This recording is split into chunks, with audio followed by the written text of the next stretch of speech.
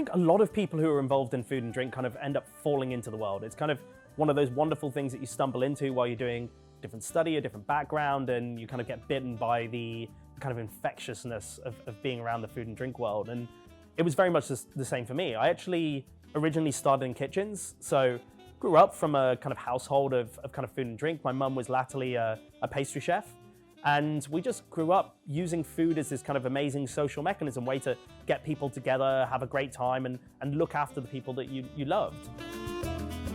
I loved that idea of it, but quickly felt that when I was in a kitchen, I didn't have that connection to the people I kind of wanted to make things for.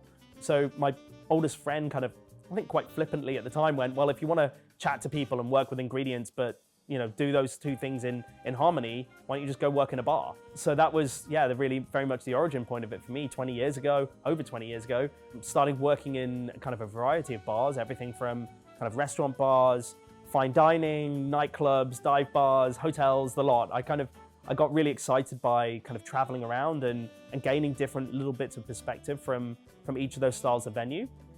And then we started out doing the kind of Lyan projects about 10 years ago.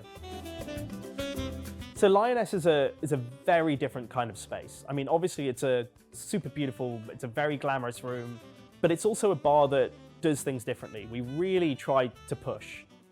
And that to me is the true sign of hospitality, is being able to guide people out of their comfort zone, take them to something new. And the beauty about stepping into our bars is we have these incredible teams. They're the most amazing thing within the company, and they're there to kind of help guide you to that unexpected place. So I'm going to pass you on to James Wheeler, our general manager, who's going to introduce some of our drinks. This drink's called the Lo-Fi Hard Shake. It's one of the drinks on the current Lyaness menu, which is the British cookbook menu. Essentially, it's got the backbone of classic whiskey sour.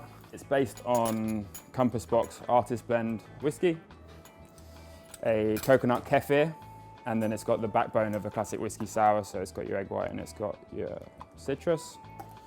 And then the malt and grass Amazaki is really going to sort of pull out those fruity notes from the whiskey.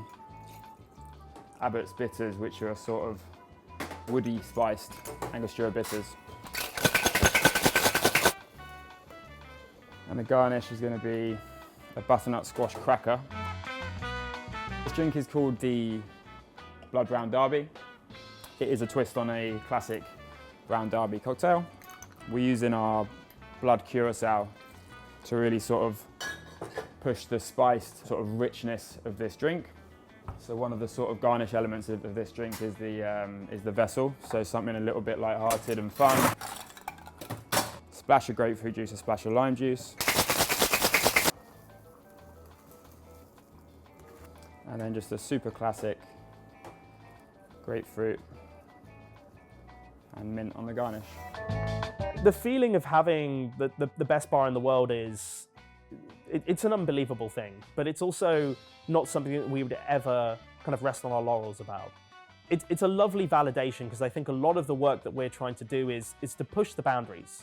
I've always been excited by, what are the arenas, what's that fringe in the space that food and drink gets to operate. And so to see that recognized in the awards that we've been very fortunate to pick up have been amazing. It's an amazing validation, but it's also kind of, I suppose, a little bit of a boost to us to kind of keep pushing on in those things. So it's something that we see as kind of a responsibility to kind of use well. How can we continue to inspire? And that's everything from kind of young bartenders. It's exciting people to kind of come into this industry of food and drink. It's our peers, it's our guests, and it's ourselves. How do we then continue to push? How do we make sure that we're using that as an opportunity to connect, do things differently, to educate, and to find new ways of working? So it's an unbelievable feeling, and it's something that I'm so incredibly proud of. The team have worked so hard, and there are so many people that have supported us to be able to get to that milestone. But to me, it's kind of just another opportunity and a pivot point to be able to then kind of build up into kind of the future.